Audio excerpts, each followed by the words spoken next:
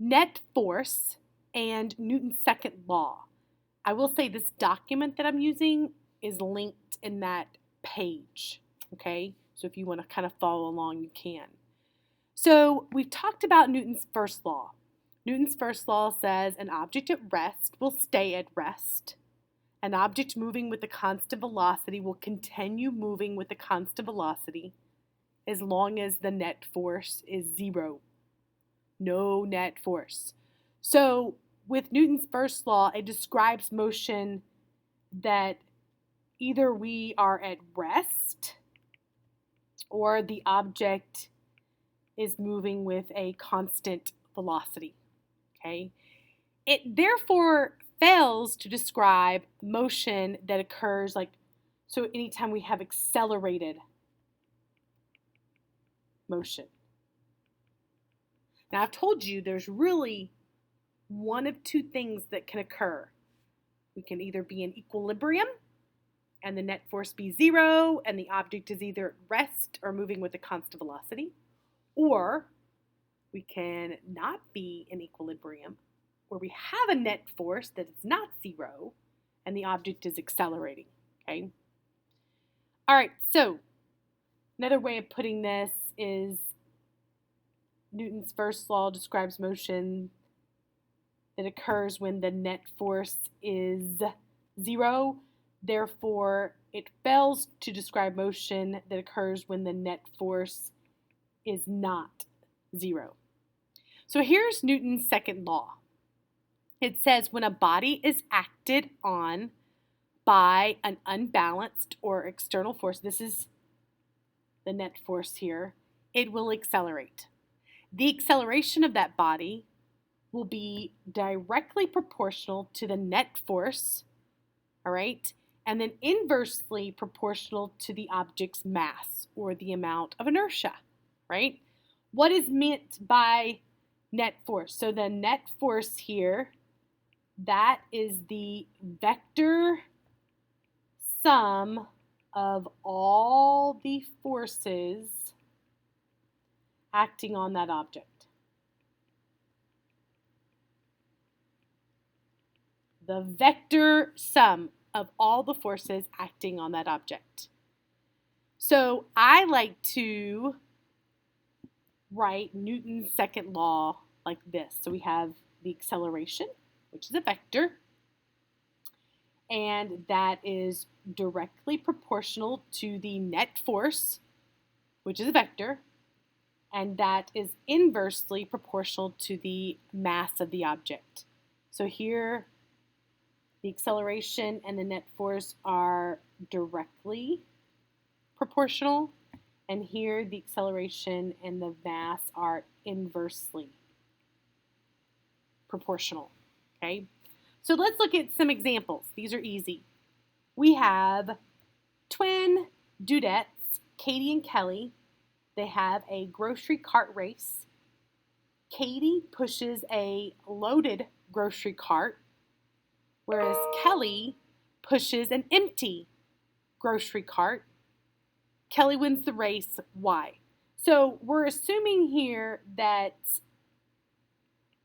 the net force on Katie's cart is equal to the net force on Kelly's cart. The difference here is that we have more mass in the loaded cart and less mass in the empty cart. So who's going to win the race? In this case, it should be Kelly wins the race because Kelly is pushing less mass. There's less inertia, less resistance to changes in motion, okay? So here we have less mass, therefore a bigger acceleration, and therefore Kelly should win the race. Okay, now we have Kelly and her little brother Kevin. They both have a grocery cart race. Both carts are empty, Kelly wins.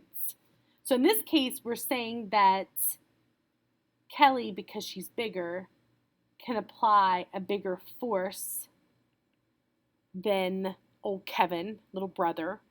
Same mass in this case, All right, but because Kelly can apply a bigger force, think about it. Bigger force for Kelly means a greater acceleration, therefore Kelly will win the race. Okay. Here, though, Katie and her little brother, Kevin, have a grocery cart race. Katie's cart is loaded, Kevin's cart is empty, but they tie. So what we're saying here is that, yes, Katie has a bigger mass, right? But she also is applying a bigger force than Kevin. Here, Kevin is going to apply a small force, but his mass is smaller. So if we think about this, acceleration equals the net force divided by the mass. The ratio in both cases is the same. So big force over big mass is equal to small force over small mass. And so they have the same acceleration. So same acceleration. Okay, so one of the things that we're going to be talking about really soon is free fall. And this is objects that are falling, freely falling, and the only force is gravity. And one thing that we're going to learn is that heavy bodies and light bodies have the same acceleration. And Galileo was able to determine this, right? Before Galileo's time, everybody thought, oh, well, heavier bodies fall faster. But they were basing their thinking on everyday experiences. Galileo dropped objects from the Tower of Pisa, so he did actual experimentation, and he found that heavy bodies and light bodies have the same acceleration. So let's talk about why. Let's say we have a feather. There's my feather. And let's say we have an apple. Okay. So the feather obviously is going to have a smaller mass, whereas the apple is going to have a bigger mass.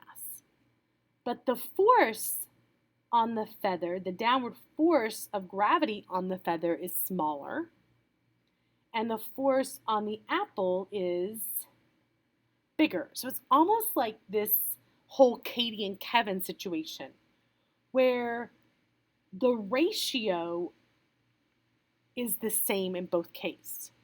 So on the feather, we have a small force, but we also have a small mass. Whereas on the apple, we have a bigger force, but we have a bigger mass. So the acceleration of the feather and the apple are equal. The ratio is equal. And now this occurs if we assume little to no air resistance, which we're going to learn freely falling bodies, the only force is gravity. So we're assuming little to no or negligible air resistance. So Newton's second law is often written as F net equals ma. Here, units wise, the net force is measured in newtons, the mass is measured in kilograms, and the acceleration is measured in meters per second squared. So a newton is a derived unit, which means it's made up of other units. So 1 newton is 1 kilogram times meters per second squared. And then these are just some practices, but we're actually going to look down here at some more difficult practices. So again, we're using this equation. Acceleration is the net force divided by that mass. That's really important. The acceleration is not directly proportional to a single force. It's directly proportional to the net force or the vector sum of all the forces acting on that object. Okay? One more thing, actually a couple more things I want to point out. Remember, acceleration and net force are vector quantities. The acceleration and the net force, those Vectors always point in the same direction. So acceleration, net force, those vectors always point in the same direction because the net force is causing that object to accelerate. This is not always the same direction as the velocity vector. And then the last thing is if we have a constant net force, then that means we're going to have a constant or uniform acceleration, which means that those uniform acceleration equations are going to come back to play, and I'll show you an example of that. Okay, when you're doing these problems, first step, draw a free body diagram. So we have a 52 kilogram crate at rest on a level surface is pulled to the right with a force of 82 newtons, and it's pulled to the left with a force of 115 newtons. So the first thing I'm going to do is draw a free body diagram. So here's my crate. It's pulled to the right with a force of 82 newtons. We're going to assume that that's an applied force. It doesn't really specify. We'll assume. Pulled to the left with a force of 115 newtons. Again, we'll assume that's applied force. It didn't really say. Now the force to the left is bigger, so I'm going to draw that arrow longer. Move this over just a little bit. Well, that didn't quite work out.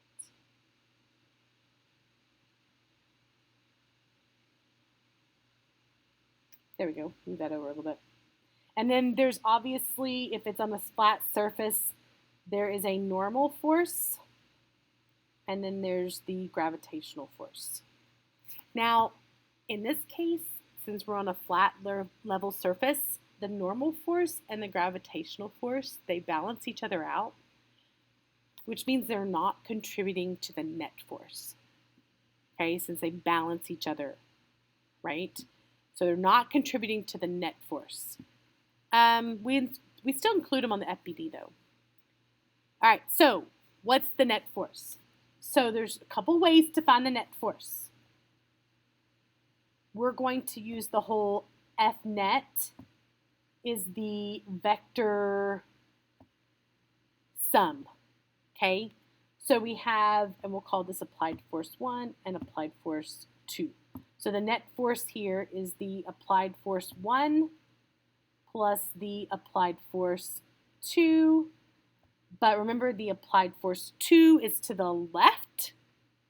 So we're going to say 82 newtons, that's positive, plus negative 115 newtons, that's negative because it's to the left. And most of the time we say to the left is negative. So this is a net force here of 33 newtons to the left. And we're going to include direction because it asks for magnitude. This is the magnitude, and this is the direction. Pretty easy. That's the net force, the vector sum. And again, the normal force and the gravitational force balance each other out, so they're not contributing to the net force. Then it wants to know the acceleration. So the acceleration is the net force divided by the mass. So this would be negative 33 newtons divided by the mass, that was 52 kilograms. So the acceleration here is, let's do 0.63 meters per second squared to the left. There you go. So then it says, if the forces are constant, which means the acceleration is constant, what is the instantaneous velocity of the crate at the 2 meter mark. Now remember, the crate starts from rest, right? So we know the crate starts from rest. We know that it has an acceleration of 0.63 meters per second squared. I'm going to say negative.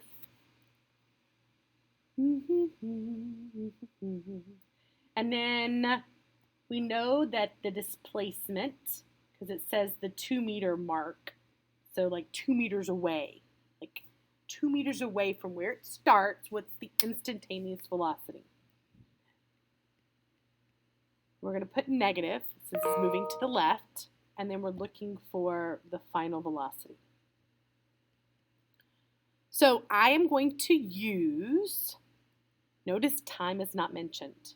So I'm going to use this equation, which is one of my uniform acceleration equations, to solve for the final velocity. So the final velocity here is going to be the square root. Remember, that's 0. This is what we're looking for. So that's going to be the square root of 2 times negative 0.63 times negative 2.00. So I'm going to put that in my handy dandy calculator.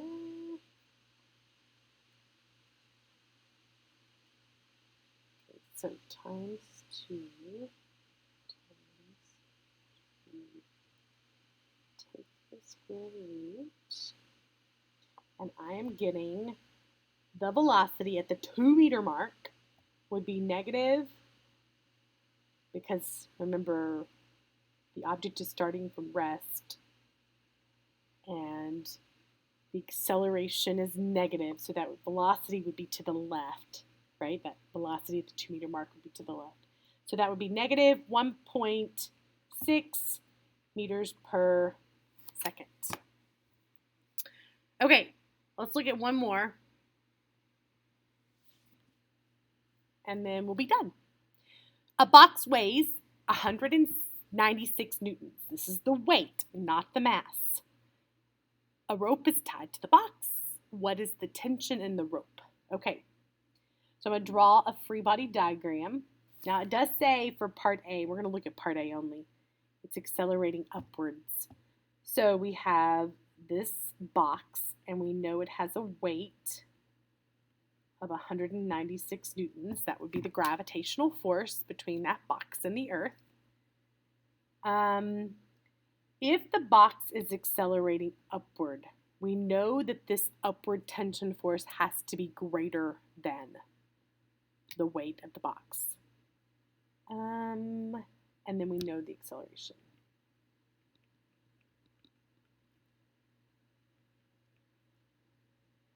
And we're looking for the tension. Okay, I want to do this question because I want to point something out.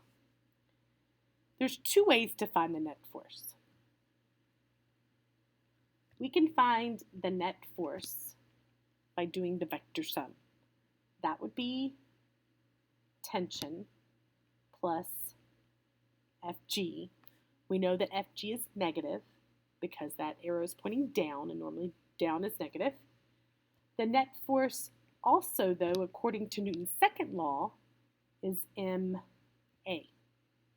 So what we can do here is we can actually set ma, which is the net force, equal to the net force, which is the tension force plus the gravitational force, that whole vector sum.